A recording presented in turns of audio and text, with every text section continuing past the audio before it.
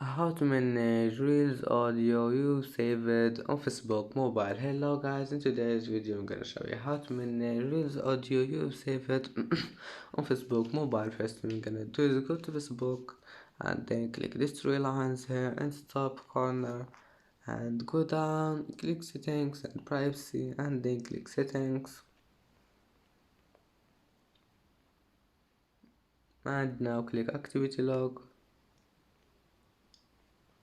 and click here. Click this one, Reels audio you saved.